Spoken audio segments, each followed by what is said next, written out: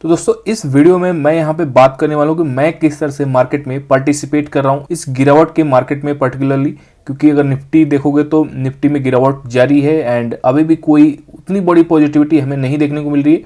पिछली वीडियो में मैंने क्लियर कट आपको दिखाया था, जो analysis video grow with Nifty channel पे, वहाँ पे हमें दिख रहा है कि ये ट्रेंड लाइन जो है नीचे की तरफ है और वीकनेस है निफ्टी में।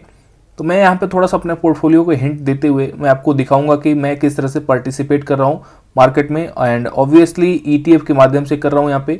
बाकी स्टॉक्स में भी अपनी इन्वेस्टिंग चलती है, बट मैं यहाँ पे पर्टिकुलरली ईटीएफ के बारे में बात करने वाला हूँ। और आप ईटीएफ में इंटरेस्टेड हो तो मेक श्योर करना कि आप ईटीएफ पल्स चैनल को ज्वाइन करके रखो, यानी कि सब्सक्राइब करके रखो, क्योंकि यहाँ पे आपको पता है ईटीएफ से रिलेटेड एनालिसिस प्लस बाकी सारी वीडियोज ईटीएफ से रिलेटेड ही देखने को मिलती है।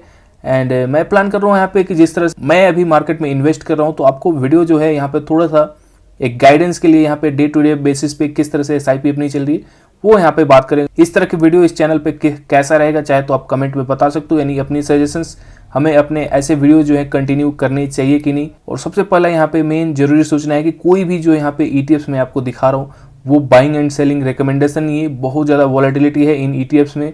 अगेन मैं अपनी रिस्क टेकिंग एबिलिटी के साथ पूरी कैलकुलेशंस के साथ मैं यहाँ पे इन्वेस्ट कर रहा हूँ, और मैं वर्ड यूज कर रहा हूँ इन्वेस्ट, क्योंकि मैं यहाँ पे ट्रेड नहीं कर रहा। मेरी जो इन्वेस्टमेंट जर्नी रहती है वो इस तरह से रहती है कि मैं ऐसे बड़े फेज को कवर कर पाऊँ एंड फिर मैं बाद में कोशिश करता हूँ कि जो मार्केट जो है काफ़ी ऊपर चला जाए तब फिर थोड़ा थोड़ा प्रॉफिट उसमें बुक किया जाए, क्योंकि मुझे भी नहीं पता कि टॉप जो है कहाँ पे आएगी। एंड पिछले बुल रन की मैं बात करूँ पर्टिकुलरली यहाँ से जो 2023 के बाद से शुरू हुआ था, तो मैं इलेक्शन के मार्केट के बाद यहाँ से जो मिक्स तरह के रिजल्ट आए थे, यानी कि गवर्नमेंट जो बनी थी, पता है आपको कि फुल सपोर्ट मेजोरिटी वाली गवर्नमेंट नहीं थी, तभी से मुझे डाउटफुल हो रहा था थोड़ा थोड़ा। एंड उसके बाद मैंने कई वीडियो में ये भी बताया था कि आपको दिसंबर एंड में आते तो मार्केट जो है थोड़ा सा करेक्शन करता ही है, और सेम करेक्शन को मैं हमेशा रिलेट करता हूँ यहाँ पे।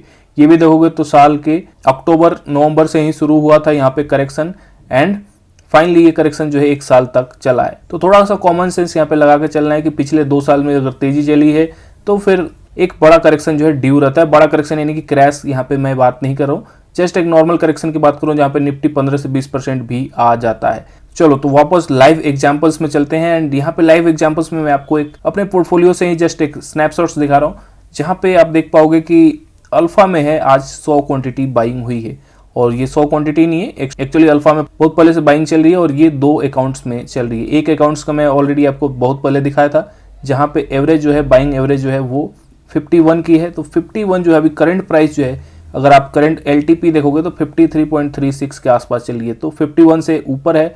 यहाँ पे अभी बाइंग बंद है, काफी दिनों से बंद है, क्योंकि ये 51 तक टच नहीं किया है। सेम चीज को अगर आपको कंफर्म करना है तो अल्फा के चार्ट पे आप देख सकते हो, ये अल्फा 50 का वीकली चार्ट है। एंड जो लो लगाया था, यानी कि यहाँ पे इस टाइम पे उस टाइम पे ये 51 के आसपास आया था। मैं एक बार आपको अल्फा का चार्ट भी लगा देता हूँ सो दैट ईटीएफ का भी प्राइस आपको देखने को मिले। देखो जो भी यहाँ पे हम बात कर रहे हैं जो भी ईटीएफ्स की, ये बिल्कुल भी बाइंग सेलिंग रिकमेंडेशन नहीं है। मैंने आपको बताया कि ये वॉलेटिलिटी जो है काफी बहुत ज्यादा नीचे तक जाती है, एंड इसको समझना है तो आपको मैं दिखाता हूँ जो मेजर करेक्शन हुए अल्फा में किस तरह से हुए हैं, सो दैट आपको एक अंदाजा रहे कि हाँ किस तरह से अगर बड़ा करेक्शन आता है तो कितना फॉल हो सकता है यहाँ पे। तो देखो ये है कुछ अल्फा के बड़े बड़े करेक्शंस, जहाँ पे 25% क्रैश हुआ था, उसके बाद वापस 25% के क्रैश। फिर से अगर रिसेंट सबसे रिसेंट एग्जांपल देखें, जो कि मैं बात कर रहा था 2021 के एंड से शुरू हुआ था, 2022 में पूरा चला था, ये भी 33% या 34% मान सकते हो। तो 34 से 35% तक ये क्रैश होता है जनरली, इसलिए काफी वोलेटाइल है।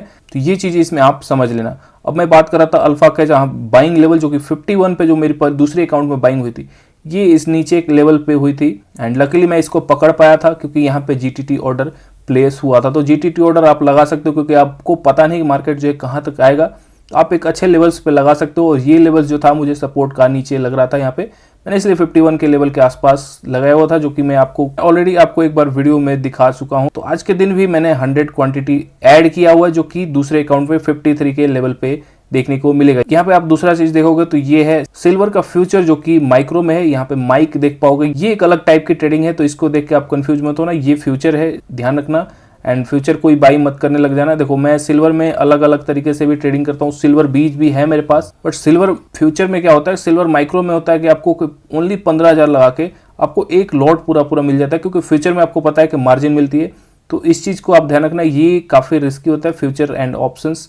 बट यहाँ पे जो लोग एक्सपीरियंस है वो इस चीज़ को ट्राई कर सकते हैं, मैं यहाँ पे रिकमेंड नहीं कर रहा। बट यहाँ पे है कि आप कम पैसे लगा के भी आप एक लॉट सिल्वर का ले सकते हो। एंड 15,000 में भी अगर आप देखोगे तो करंट पोजीशंस जो थी वो मेरी अभी 1800 के आसपास की प्रॉफिट में चल रही है। तो ये काफ़ी अच्छा खासा है, 12% के आसपास प्रॉफिट मिल रहा। तो ये एक अलग ही टाइप की स्ट्रेटजी है, यहाँ पे दूसरी टाइप की स्ट्रेटजी लगा के चल सकते हैं, बात करेंगे इसके बारे में। बट अभी आप इससे कंफ्यूज मत होना। तो वापस लेके चलता हूँ आपको यहाँ पे, जो कि मेन पोर्टफोलियो का ही एक स्नैपशॉट है।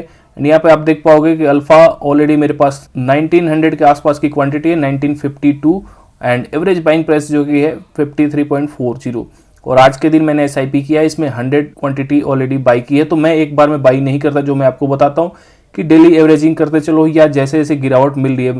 काफ़ी दिनों से मैं इसमें नहीं ऐड कर रहा था, बट आज के दिन अल्फा में अच्छी खासी गिरावट हुई है, तो 100 क्वांटिटी मैं यहाँ पे ऐड किया हूँ 53 के प्राइस पे। एंड नेक्स्ट देखोगे तो यहाँ पे आपको सारा अल्फा ही देखने को मिलेगा। तो जो पुराने व्यूअर्स हैं मेरे, वो बता सकते हैं कि किस वीडियो में मैंने एक बात की थी अल्फा पोर्टफोलियो की। मैंने एक बार, आपको याद होगा, आप जाके थंबनेल में भी देख सकते हो, अल्फा पोर्टफोलियो नाम से एक वीडियो बनाया था, जहां पे हमने बात की थी कि केवल अल्फा ही आप यूज कर सकते हो पोर्टफोलियो कंस्ट्रक्ट करने के लिए। हालांकि यहाँ पे अल्फा ही नहीं है मेरे पास, ये चीज भी मैं आपको क्लियर कर देता हूँ। बट ये जो आइडियाज हैं वो उसी अल्फा पोर्टफोलियो वीडियो से लिया गया है। तो ऑलरेडी आप देख पाओगे होल्डिंग्स पे बहुत सारे 17 हैं। तो यहाँ पे कुछ स्टॉक्स भी हैं जो कि मैं आपको नहीं दिखाने वाला हूँ, एंड कुछ स्टॉक्स की आज एवरेजिंग हुई है। तो ये सेम चीज मैं अगेन क्लियर करता हूँ कि स्टॉक्स में आपको नहीं देखना है अभी, जब तक कि आपके पास अच्छा खासा एक्सपीरियंस नहीं है। तो वापस आ जाते हैं ETFs के पोर्टफोलियो पे। एंड ETF में आप देख पाओगे सिंपली अल्फा, यहाँ पे 1 लाख के आसपास की बाइंग हो चुकी है। आज भी 5000 के आसपास की बाइंग थी, क्योंकि 100 क्वांटिटी खरीदने जाओगे तो आपको ऑलमोस्ट 5.5K के आसपास मार्जिन जो है लगने वाला है। नेक्स्ट देखें अल्फा ETF की, तो यहाँ पे अल्फा ETF भी 47 तक पहुंच चुका है, और इसमें बाइंग नहीं हो रही थी। बाइंग के बाद काफी ऊपर चला गया था, यानी कि चार्ट अगर देखोगे तो नीचे आया था, तब बाइंग मैंने की थी।